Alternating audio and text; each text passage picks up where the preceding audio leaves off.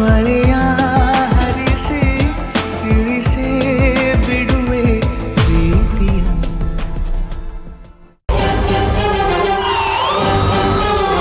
ನನ್ನ ಮಗನ ವಿಚಾರದಲ್ಲೂ ನಾನೇ ನನ್ನ ಕ್ಷಮಿಸ್ತೇನೆ ಅಂತ ಅನ್ಕೊಂಡಿದ್ಯಾ?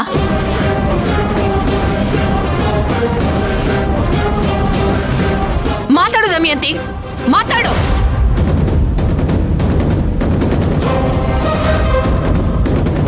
ಅಕ್ಕ, ನಿಜವಾಗ್ಲೂ ಅವ್ರ ಮನೆ ಹತ್ರ ಬರ್ತಾರೆ, ಹೀಗೆ ನಡ್ಕೋತಾರೆ ಅಂತ ನಾನು ಅನ್ಕೊಂಡಿರ್ಲಿಲ್ಲ. I am so sorry. ಊರವರು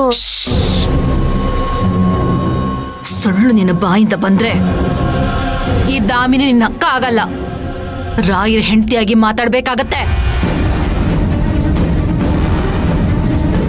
ಸಾಕು. ನೀನ್ ಯಾವಾಗ ನನ್ನ ಅಕ್ಕನಾಗಿ ನನ್ನ ಪರ ನಿಂತು ಮಾತಾಡಿದ್ಯಾ?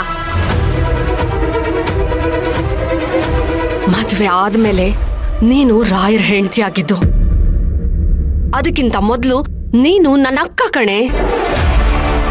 ನೆನ್ಪಿರ್ಲಿ. ದಮಯಂತಿ, ಮಾತಾಡ್ಬೇಡ. ನೀನ್ ಮಾಡಿರೋ ಪಾಪಕ್ಕೆ ನಾನ್ ಬೆಲೆ ಕಟ್ಟಾಗಿದೆ. ಏನೇ ಹೇಳ್ತಾ ಇದ್ಯಾ? ಯಾಕೆ? ಏನು ಅಂತ ನಿನಗ್ ಗೊತ್ತಿಲ್ವಾ? ನನ್ನ ಬದುಕು ಇಲ್ಲಿ ನರಳೋ ಹಾಗೆ ಮಾಡಿದ್ದು ನೀನು. ನಮ್ಮಿಬ್ರು ಮೈಯಲ್ಲಿ ಹರಿತಾ ಇರೋದು ಒಂದೇ ರಕ್ತ. ನಮ್ಮಿಬ್ರಿಗೂ ಒಬ್ರೇ ಅಪ್ಪ ಅಮ್ಮ.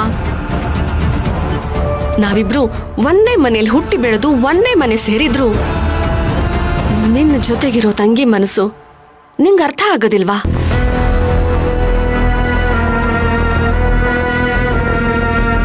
ಆದ್ರೆ ಯಾವುದೇ ರಕ್ತ ಸಂಬಂಧ ಇಲ್ಲದೆ ಇರೋ ಆ ಹುಡುಗನ ಮನ್ಸಿಗೆ ಮಾತ್ರ ನೋವಾಗ್ಬಾರ್ದು ಅಲ್ವಾ? ಇದು ಯಾವ ಊರಿನ ನ್ಯಾಯ?